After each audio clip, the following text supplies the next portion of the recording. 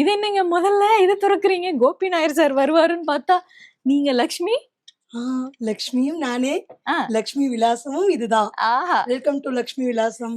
நீங்க திறக்கும் போதே எனக்கு இது வந்து ரொம்ப ஆசையா இருந்தது பாக்குறதுக்கு. இது என்னது இது? ரெண்டு ரெண்டா வந்து மொத்தமா 4ஆ பிரிச்சிருக்கீங்களே. இது வந்து 4 டோரா இருக்கும். ஆ. அந்த காலத்துல இப்படிதானே இருக்கும். கீழ வந்து லாக் பண்ணி வச்சிருப்பாங்க. ஆ. மார்னிங் டைம்ல ஓபன் பண்ணி வச்சா விளக்கு எரியும் போது ம். நேரா சாமி தெரிவாங்க. ஸோ விளக்கு இங்க எரியும் போது பிரம்ம முகூர்த்த விளக்கெல்லாம் மார்னிங் ஏத்தும் போது ஒரு 3 மணிக்கு அது ஒரு ஐஸ்வர்யமா இருக்கும். ஸோ அதனாலதான் இந்த 4 கதவு கான்செப்ட். ஆனா இங்க வந்து என்ட்ரன்ஸே ரொம்ப பிரம்மாண்டமா அப்படியே வீட்டுக்குள்ள வந்து வரும்போது இப்படி வெல்கமிங்கா இருக்கு. ஆஹா, சரியான சொன்னா ஒரு வாட்டி அடிக்கிறேன். அடிங்க. செம்மையா இருக்கு யாரு அது? actually. வெல்கம் டு நல்லா லக்ஷ்மி விலாசம். ஆஹா, சொல்றதுக்கு வார்த்தையே இல்ல சார். ஏன்னா அவ்வளோ அழகா கலைநயமிக்க ஒரு வீடு வந்து நீங்க கட்டிருக்கீங்க. ஏன்னா எனக்கு ஃப்ரண்ட் போர்ச்ல வந்துட்டு அந்த ஒரு என்ட்ரன்ஸ், அங்கே வச்சிருக்கக்கூடிய ஆர்டிஃபேக்ட்ஸ், மணி, அந்த ரூஃப், வீட்டுக்குள்ள இன்னும் எவ்வளவு இருக்கு அப்படின்னு எனக்கு தெரியல.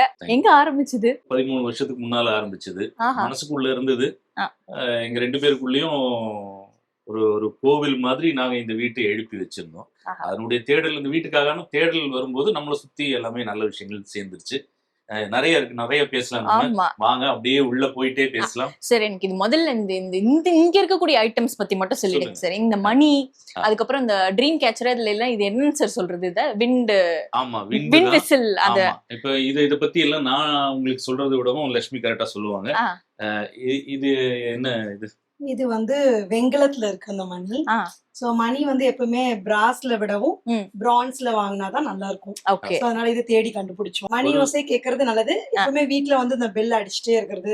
பூஜை பண்ணும்போது நம்ம டெய்லியும், நான் எப்பவுமே பூஜை முடிச்சோன்னா ஒரு மணி அடிச்சுட்டு தான் நான் உள்ள வருவேன். வந்து போறவங்க கூட பல நேரங்கள்ல இதை அடிச்சுட்டு போவாங்க, அடிச்சுட்டு தான் போவாங்க, அடிச்சுட்டு வருவாங்க.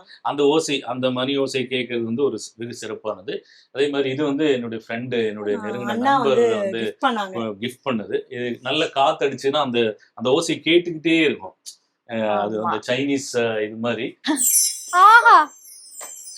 இப்படி இருக்கும். இதோட தாற்பயம், இதோட இது அஷ்டமங்கல்ய விளக்குன்னு சொல்லுவாங்க. மார்னிங் வந்து நம்ம பிரம்ம முகூர்த்தத்துல ஏத்தும் போது வெளியில தான் ஃபர்ஸ்ட் நம்ம தீபம் ஏத்துவோம். எல்லா இடத்துலயுமே அது அப்படிதானே. சோ மார்னிங் காலையில எந்திரிச்சோன்னா ஃபர்ஸ்ட் அந்த விளக்கு ஏத்திட்டு அதுக்கப்புறம் தான் உள்ள இருக்க விளக்கு ஏத்துவோம். அதுக்காக அந்த விளக்கு.